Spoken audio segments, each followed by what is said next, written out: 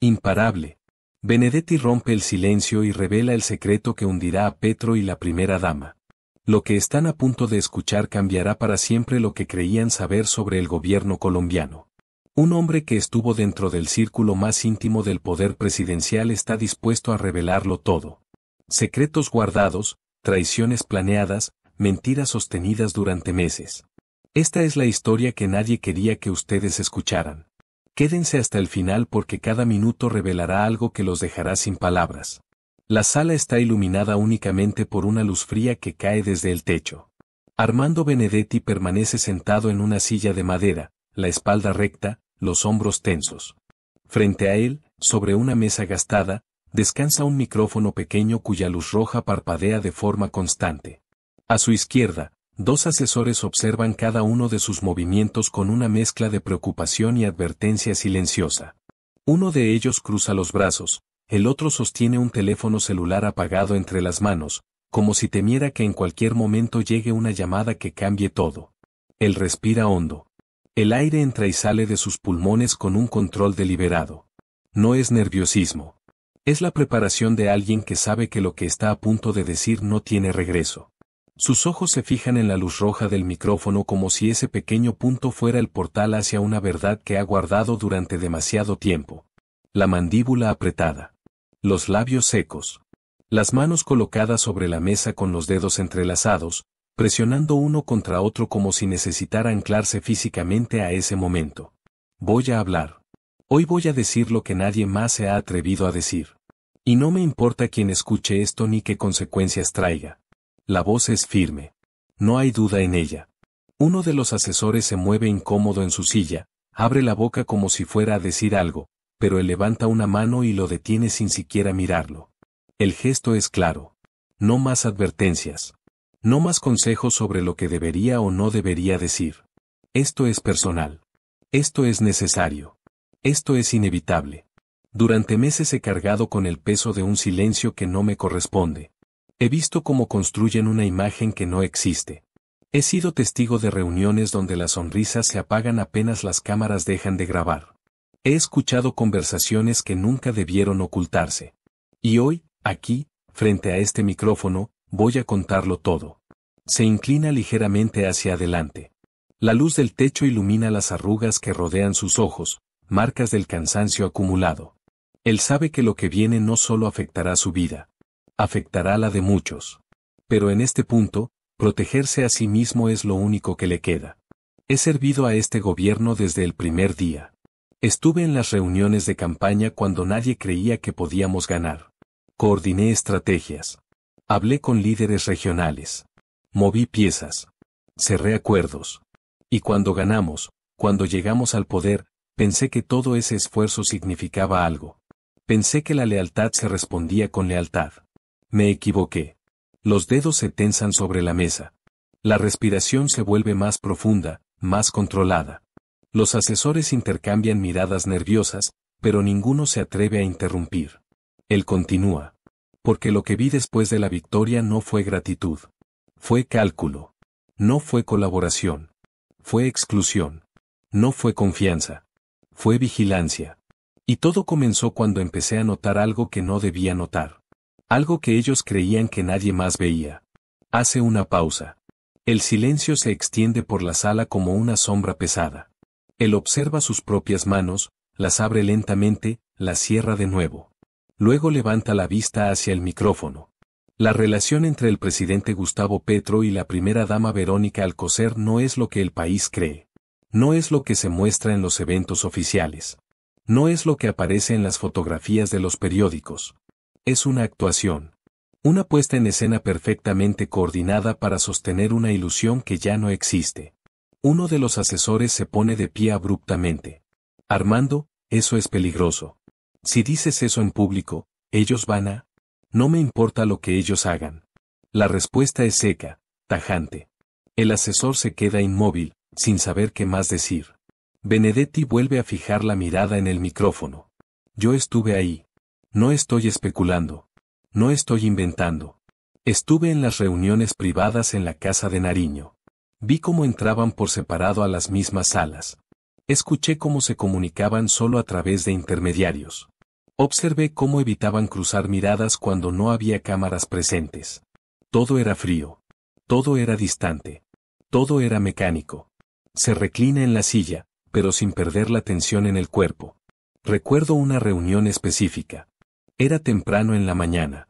El presidente llegó primero. Se sentó en la cabecera de la mesa con una taza de café en la mano. Revisaba unos documentos sin decir una palabra.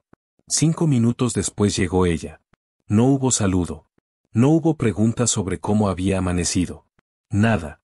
Solo un gesto breve con la cabeza y se sentó en el otro extremo de la mesa. Yo estaba sentado en el medio, junto con otros 2 funcionarios. Todos lo notamos. Pero nadie dijo nada. Los dedos vuelven a entrelazarse. La reunión duró casi 1 hora. En todo ese tiempo, ellos no se dirigieron la palabra directamente. Cuando él hablaba, ella miraba hacia otro lado. Cuando ella opinaba, él revisaba su teléfono. Todo lo que necesitaban comunicarse lo hacían a través de nosotros. Como si hablar entre ellos fuera demasiado incómodo. Como si la distancia fuera el único espacio seguro. La voz se vuelve más áspera, más cargada de una emoción contenida. Después de esa reunión, cuando salimos, uno de los funcionarios me miró y simplemente negó con la cabeza. No hizo falta que dijera nada. Todos sabíamos lo que acabábamos de presenciar. Pero también sabíamos que eso nunca podía mencionarse. Porque la imagen del gobierno dependía de que esa pareja se viera unida. Dependía de que el país creyera en esa estabilidad. Y nosotros teníamos que proteger esa mentira. Se inclina de nuevo hacia el micrófono, acercándose más que antes. Pero yo ya no voy a proteger esa mentira. Porque esa mentira me costó todo. El ambiente en la sala se vuelve más denso. Los asesores permanecen quietos, conscientes de que lo que están escuchando cruzó un límite que no tiene vuelta atrás. Cuando empecé a notar esas grietas, cuando empecé a ser testigo de esa distancia, también empecé a ser percibido como un problema. Porque yo sabía demasiado. Yo había visto demasiado. Y en un gobierno donde la imagen es lo único que sostiene el poder, alguien como yo se convierte en un riesgo. Se detiene. Respira. Continúa. Las cosas cambiaron de forma gradual. Primero fueron las reuniones a las que ya no me invitaban. Después fueron los mensajes que quedaban sin respuesta. Luego fueron las conversaciones que se detenían cuando yo entraba a una sala. Todo era sutil, casi imperceptible. Pero yo lo sentía. Sentía cómo me apartaban, cómo me excluían, cómo me convertía en alguien prescindible. Los ojos se endurecen. Y lo peor de todo es que sabía exactamente por qué lo estaban haciendo. No era porque hubiera cometido un error. No era porque hubiera traicionado al gobierno. Era porque yo conocía la verdad sobre ellos. Y esa verdad no podía salir a la luz. Uno de los asesores intenta hablar de nuevo. Armando, si sigues por este camino, déjame terminar. El asesor se calla de inmediato. Benedetti respira hondo y continúa. Hubo un momento clave.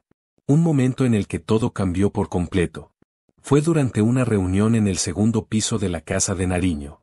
Era una sala pequeña, con una mesa redonda y apenas espacio para 6 personas. Estábamos discutiendo temas de comunicación estratégica. El presidente estaba presente, la primera dama también. Yo propuse una idea sobre cómo manejar una crisis mediática que se avecinaba. Ella me interrumpió. La voz se vuelve más lenta, como si estuviera reviviendo cada detalle de ese momento. Dijo que no necesitábamos esa clase de intervenciones. Que las cosas debían manejarse de manera más reservada. Que había demasiadas voces dando opiniones y que eso generaba ruido. Nunca mencionó mi nombre. Pero todos sabían a quién se refería. Yo la miré. Ella sostuvo la mirada durante 2 segundos y luego desvió la vista hacia el presidente. Esperaba que él dijera algo. Que me defendiera. Que al menos aclarara que yo formaba parte del equipo. Pero no dijo nada. Solo asintió y siguió revisando los papeles que tenía frente a él. Los dedos golpean suavemente la mesa. Ese fue el momento en el que supe que ya no estaba protegido.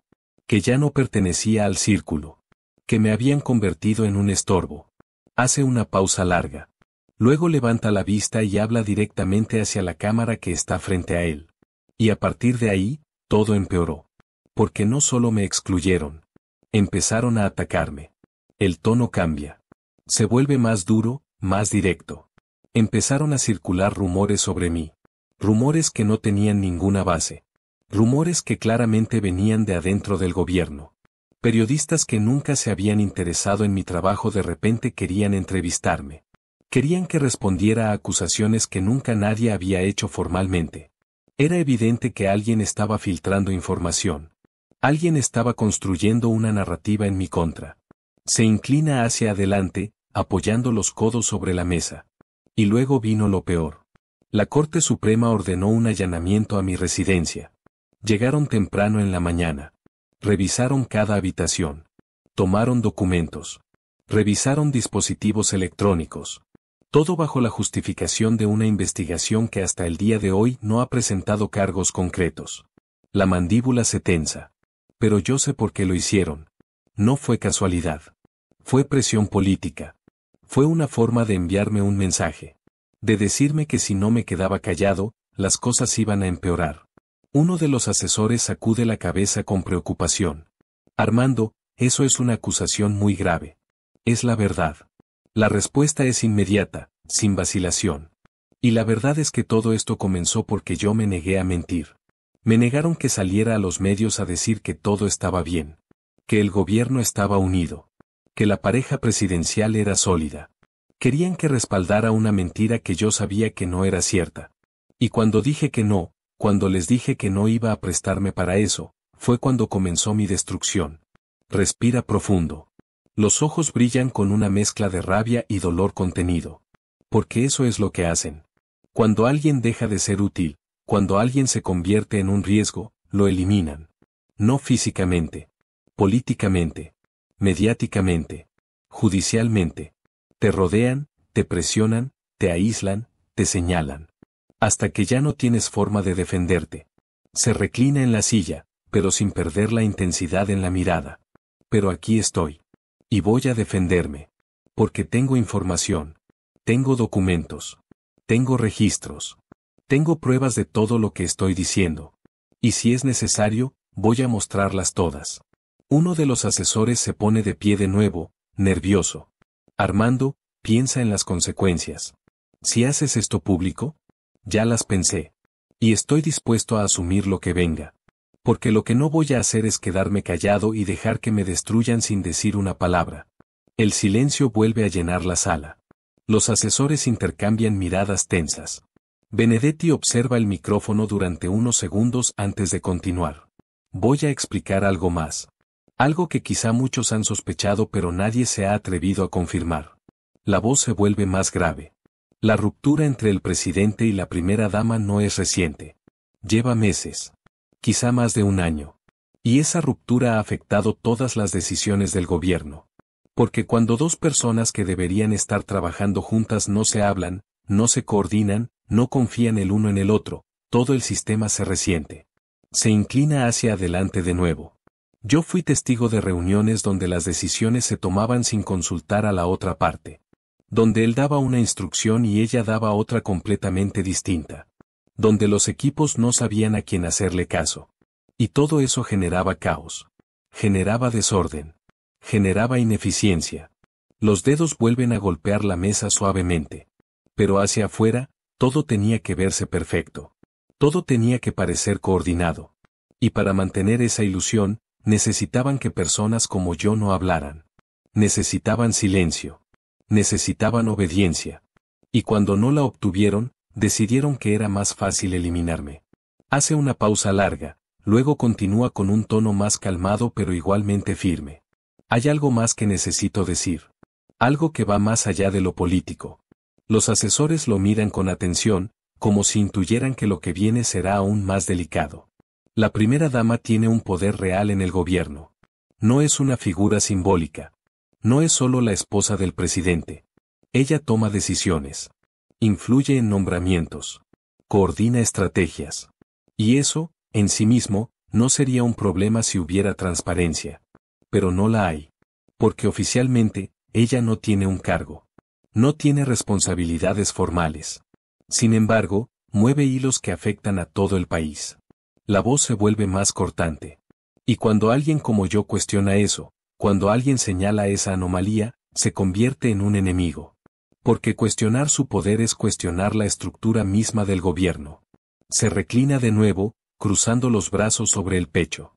Por eso me apartaron. Por eso me atacaron. Por eso filtraron rumores. Por eso permitieron que la justicia me señalara. Todo porque yo conocía demasiado. Porque yo había visto demasiado. Porque yo representaba un riesgo para la imagen que ellos necesitaban proteger. Uno de los asesores finalmente habla, con voz baja pero firme. ¿Y qué esperas lograr con esto, Armando? Él lo mira directamente. Protegerme. Defenderme. Y sobre todo, decir la verdad. Porque la verdad, aunque duela, aunque genere consecuencias, es lo único que tengo. Vuelve a fijar la mirada en el micrófono. Sé que lo que estoy diciendo tendrá repercusiones. Sé que habrá intentos de desacreditarme. Sé que dirán que estoy resentido, que estoy buscando venganza, que estoy mintiendo. Pero yo tengo pruebas. Y si es necesario, las mostraré todas. La respiración se vuelve más pesada. Durante meses he cargado con este peso. He vivido con la angustia de saber que en cualquier momento podrían destruirme completamente. He sentido el miedo de no saber hasta dónde están dispuestos a llegar. Pero hoy, aquí, tomo la decisión de hablar. De exponerlo todo. De poner las cartas sobre la mesa. Se inclina hacia adelante una vez más, acercándose al micrófono hasta que su voz se escucha casi como un susurro intenso. Y quiero dejar algo muy claro. Esto no es venganza. Esto es defensa propia. Esto es proteger mi vida, mi nombre, mi integridad. Porque si no hablo ahora, si dejo que sigan construyendo esa narrativa en mi contra, no tendré oportunidad de defenderme después. Los ojos se fijan en la cámara con una intensidad abrumadora. Así que aquí está mi mensaje para el presidente Gustavo Petro y para la primera dama Verónica Alcocer. Ustedes me conocen. Saben lo que hice por este gobierno. Saben cuánto arriesgué. Saben cuánto trabajé.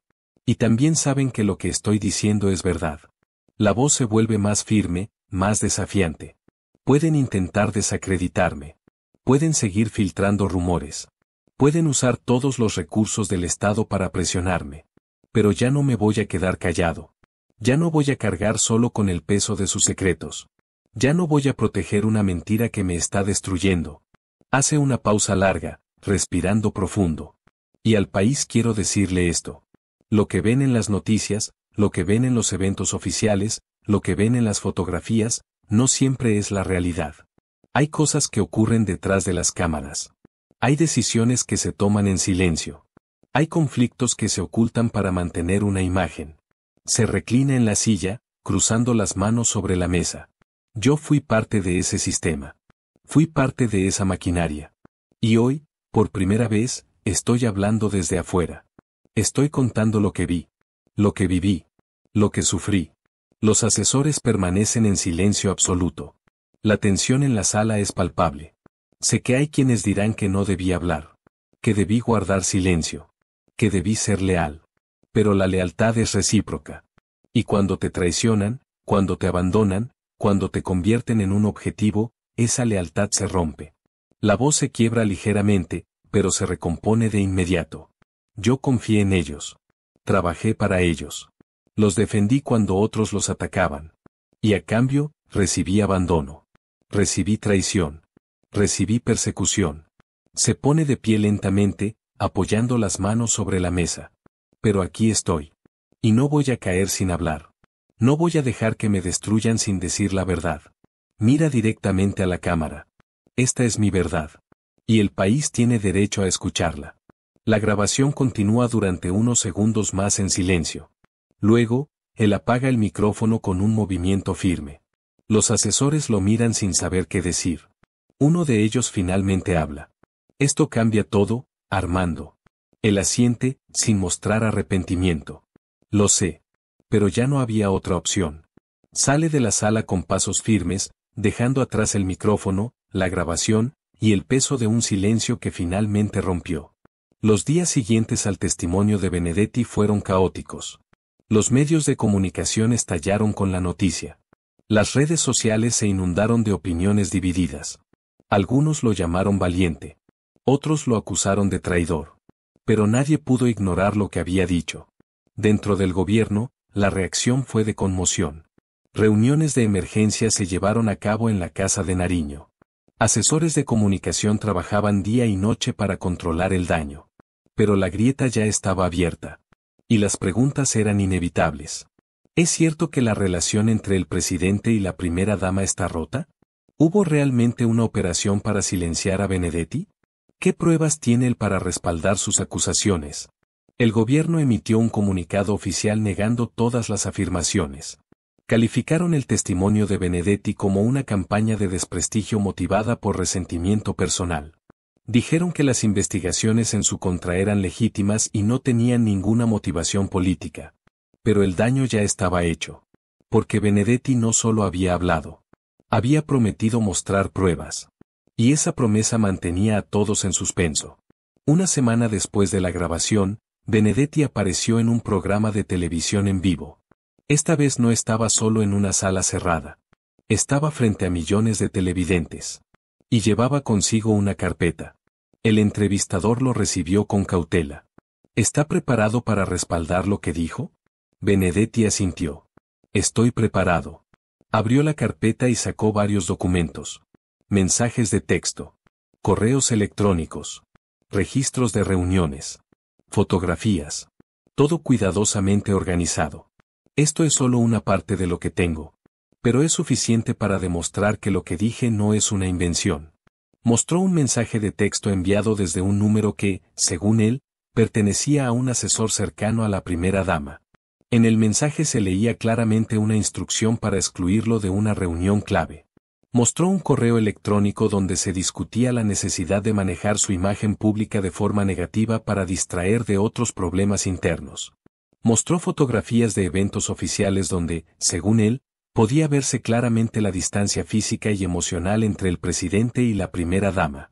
El entrevistador revisaba los documentos con expresión seria. ¿Cómo obtuvo todo esto? Yo formaba parte del gobierno. Tenía acceso. Y desde el momento en que empecé a sentir que me estaban apartando, empecé a guardar evidencia. Por protección. El programa se volvió tendencia inmediata. Los fragmentos se compartieron miles de veces. Y aunque el gobierno insistió en que los documentos eran descontextualizados o manipulados, la duda ya estaba sembrada. En las semanas siguientes, otros funcionarios comenzaron a hablar. No públicamente, pero sí de forma anónima. Filtraciones a periodistas confirmaban partes del relato de Benedetti. Hablaban de tensiones internas. De divisiones en el equipo. De decisiones contradictorias entre la presidencia y el entorno de la primera dama. El gobierno intentó mantenerse firme, pero las grietas eran cada vez más evidentes. La imagen de unidad que tanto habían protegido comenzaba a desmoronarse. Y Benedetti, desde afuera, observaba todo con una mezcla de satisfacción y tristeza. Satisfacción porque finalmente había logrado defenderse. Tristeza porque todo podría haberse evitado si lo hubieran tratado con lealtad. Yo no quería llegar a este punto. Pero ellos me empujaron. Y ahora tienen que enfrentar las consecuencias. La historia de Benedetti se convirtió en un símbolo. Un símbolo de lo que ocurre cuando el poder se ejerce sin transparencia. Cuando las lealtades se rompen. Cuando la imagen se prioriza sobre la verdad. Y aunque el final de esta historia aún está por escribirse, una cosa quedó clara. Armando Benedetti había roto el silencio. Y esa ruptura cambió para siempre la percepción del gobierno que alguna vez sirvió. Porque la verdad, por más incómoda que sea, siempre encuentra una forma de salir a la luz. Y cuando lo hace, nada vuelve a ser igual. Y así llegamos al final de esta historia. Quiero agradecerte de corazón por acompañarme hasta aquí, por dedicar tu tiempo y atención a este contenido. Cada like, cada comentario y cada suscripción significan mucho para mí y son el motor que me impulsa a seguir creando. Si te gustó este video, no olvides darle like, suscribirte si aún no lo has hecho y activar la campanita para no perderte ningún contenido nuevo. Tu apoyo es invaluable. Antes de despedirme, quiero recordarte que detrás de cada video hay horas de trabajo, pasión y dedicación. Así que, si este contenido te gustó, compártelo con alguien más y ayúdame a llegar a más personas. Gracias nuevamente por estar aquí, por ser parte de esta comunidad. Y ahora quiero preguntarte algo. ¿Crees que Benedetti hizo lo correcto al hablar públicamente? ¿O debió haber mantenido la lealtad al silencio? Déjame tu opinión en los comentarios. Me encantaría saber qué piensas sobre esta historia que sacudió al gobierno colombiano.